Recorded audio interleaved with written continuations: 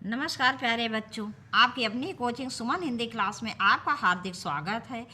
आज 17 फरवरी 2024 में UPP constable की जो परीक्षा हुई है द्वितीय पाली में, उसका हिंदी का प्रश्न पत्र लेकर मैं आपके समक्ष उपस्थित हूँ। तो आप अपने प्रश्नों का मिलान कर लीजिए और देखिए आपके कितने प्रश्न सही हैं। इसकी सीरीज है DH1। प्रश्न 1, निम्नलिखित में से चांदनी शब्द के पर्यायवाची किस विकल्प में हैं? इसका विकल्प बी सही है, कौमुदी ज्योत्सना। देखेंगे अगला प्रश्न। प्रश्न 2, निम्नलिखित में से किस वाक्यांश के लिए दिया गया शब्द सुसंगत है? इसका विकल्प ए सही है, आदि से अंत तक। इसका होता है एक शब्द आद्योपांत। देखेंगे अगला प्रश्न। प्रश्न 3, श्रुति संभिन्नार्थक शब्द युग्म निर्वात और निर्विवाद का उचित अर्थ है। इसका विकल्प ए सही है, निंदा और विवाद रहित। देखेंगे अगला प्रश्न। प्रश्न 4, निम्नलिखित में से अशुद्ध वाक्य का चयन कीजिए। इसका विकल्प डी सही है, तुम मेरे तरफ क्यों चले आ रहे हो। इसका सही वाक्य होगा, तुम मेरी तरफ क्यों चले आ रहे हो। देखेंगे अगला प्रश्न। प्रश्न 5, निम्न में से लिंग की दृष्टि से कौन सा विकल्प गलत है? इसका विकल्प डी सही है, बनिया बनियान। इसका होगा बनिया बनियाइन। देखेंगे अगला प्रश्न। प्रश्न 6, वधू शब्द का बहुवचन क्या होगा? इसका विकल्प ए सही है, वधुएं। देखेंगे अगला प्रश्न। प्रश्न 7, माँ ने बच्चे को मिठाइयाँ दी। रेखांकित शब्द में कौन सा कारक है? इसका विकल्प ए सही है, संप्रदान कारक। यहाँ पर संप्रदान कारक है, जहाँ कोई वस्तु किसी को सदैव के लिए दे दी जाती और को चिन्ह का प्रयोग होता है, वहाँ संप्रदान कारक होता है। देखेंगे प्रश्न 8, निम्नलिखित में से कौन सा शब्द तद्भव है? इसका विकल्प ए सही है, उल्लू। इसका तत्सम होता है उलूक। देखेंगे अगला प्रश्न। प्रश्न 9, निम्नलिखित में से कौन सा शब्द तत्सम है? इसका विकल्प सी सही है, शुष्क। शुष्क का तद्भव होता है सूखा। देखेंगे अगला प्रश्न। प्रश्न 10, निम्नलिखित में से किस विकल्प में विग्रह नहीं हुआ है? निम्नलिखित में से किस विकल्प में सही समास विग्रह नहीं हुआ है? इसका विकल्प ए सही है, नवनिधि। इसका सही विग्रह होगा नवनिधियों का समूह। देखेंगे अगला प्रश्न। प्रश्न 11, निम्नलिखित में से निश्चयवाचक सर्वनाम है। इसका विकल्प बी सही है, यह वो निश्चयवाचक सर्वनाम होते हैं। देखेंगे अगला प्रश्न। प्रश्न 12, कवीश्वर का संधि विच्छेद क्या है? इसका विकल्प डी सही, कवि प्लस ईश्वर। यहाँ पर दीर्घ स्वर संधि है, ई प्लस ई बराबर बड़ी ई। देखेंगे अगला प्रश्न।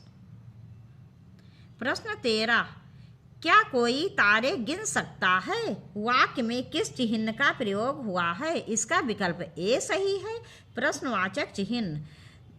देखेंगे अगला प्रश्न। प्रश्न 14, ईमानदार शब्द में कौन सा विशेषण है? इसका विकल्प बी सही है, गुणवाचक विशेषण।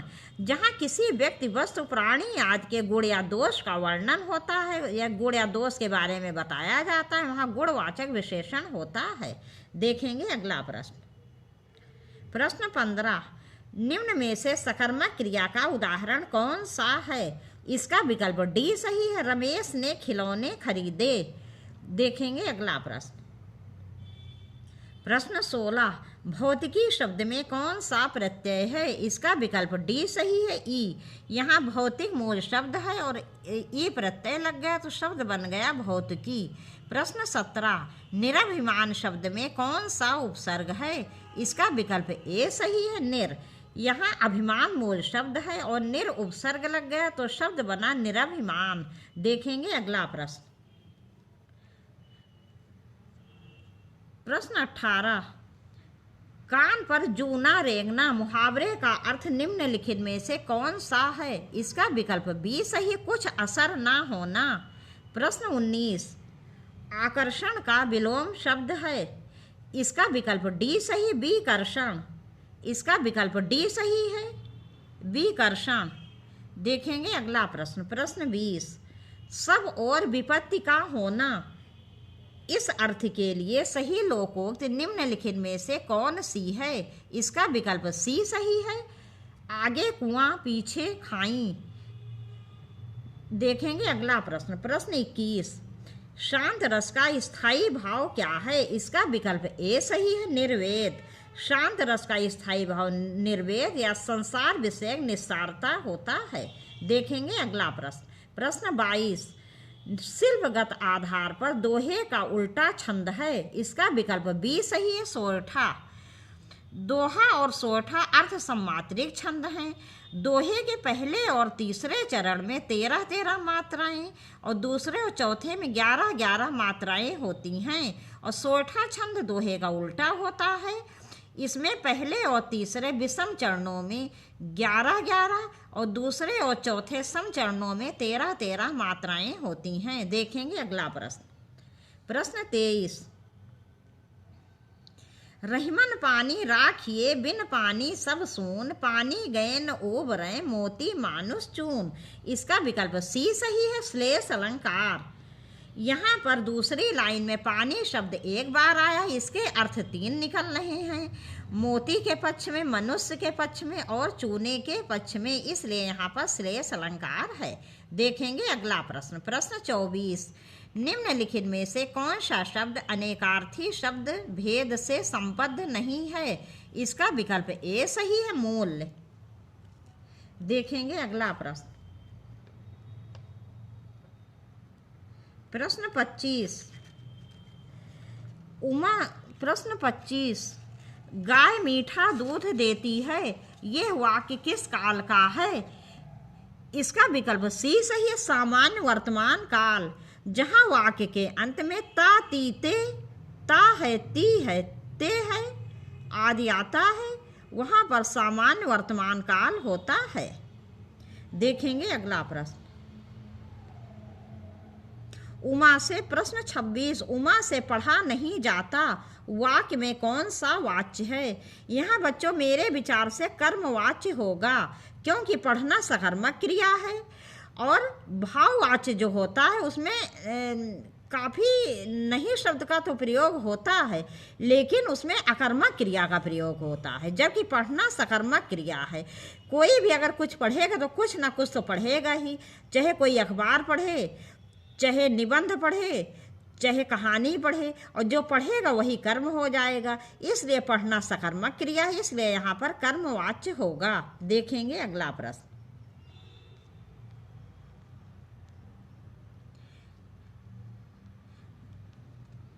अब ये गद्यांश के प्रश्न देख लेते हैं। प्रश्न 27, महात्मा गांधी का समस्त जीवन दर्शन धर्म सापेक्ष था, आशय स्पष्ट कीजिए। इसका विकल्प डी सही होगा, क्योंकि इसमें आशय स्पष्ट करना है, अर्थ स्पष्ट करना है कि किस प्रकार से था उनका। देखते हैं यह प्रश्न।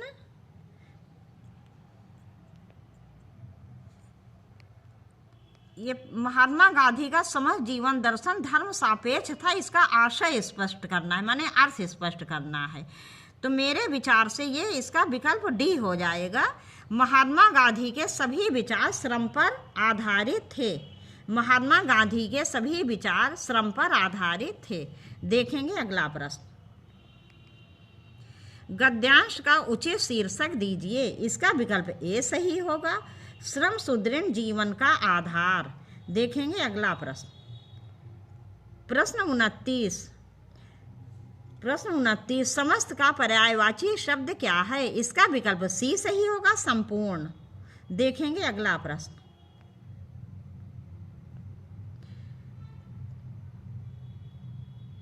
प्रश्न 30, गद्यांश के आधार पर चोर की परिभाषा क्या है? इसका विकल्प बी सही है, बिना श्रम भोजन करना। इसका विकल्प सी सही है, बिना श्रम भोजन करना। देखेंगे अगला प्रश्न।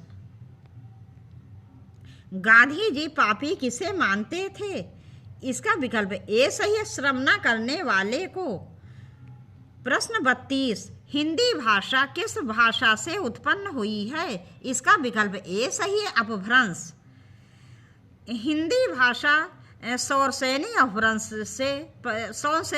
से उत्पन्न हुई है। सौरसेनी अपभ्रंश से पश्चिमी हिंदी आई और इसी पश्चिमी हिंदी से खड़ी बोली आई, जिसको आज मानक भाषा का रूप दिया जाता है और जो 14 सितंबर 1949 को संविधान के भाग 17 अनुच्छेद 343(1) के अंतर्गत जिसे राजभाषा का दर्जा मिला। यदि पूछा जाता कि हिंदी भाषा की आदि जननी क्या है, तब यह संस्कृत होती, लेकिन हिंदी भाषा किस भाषा से उत्पन्न हुई है तो यहाँ अपभ्रंश होगा। देखेंगे अगला प्रश्न।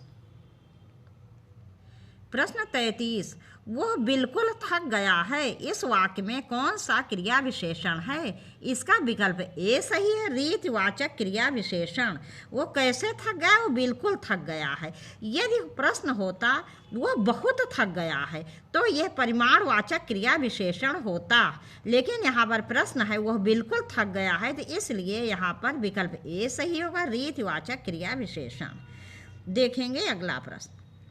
प्रश्न 34, निम्नलिखित में से मृदु शब्द का पर्यायवाची शब्द कौन सा नहीं है? नहीं है पूछा गया है यहाँ पर। इसका विकल्प ए सही है, कूल। निम्नलिखित में से मृदु शब्द का पर्यायवाची शब्द कौन सा नहीं है? इसका कूल होगा। कूल का अर्थ होता है किनारा। देखेंगे अगला प्रश्न। प्रश्न 35, श्रुति संभिन्नार्थक शब्द युग्म दिन दीन का सही अर्थ निम्नलिखित में से कौन सा है? इसका विकल्प ए सही है, दिन माने दिवस और दीन माने गरीब। देखेंगे अगला प्रश्न। प्रश्न 36, आँखों के सामने वाक्यांश के लिए निम्नलिखित में से सही शब्द क्या है? इसका विकल्प डी सही होगा, प्रत्यक्ष। देखेंगे अगला प्रश्न। प्रश्न 37, पंचवटी निम्नलिखित में से किसकी रचना है?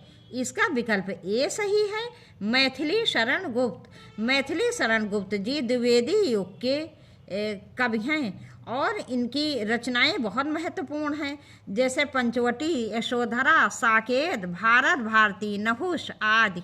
देखेंगे अगला प्रश्न। प्रश्न 38, नीरजा कृति निम्नलिखित में से किसकी है? इसका विकल्प सी सही है, महादेवी वर्मा।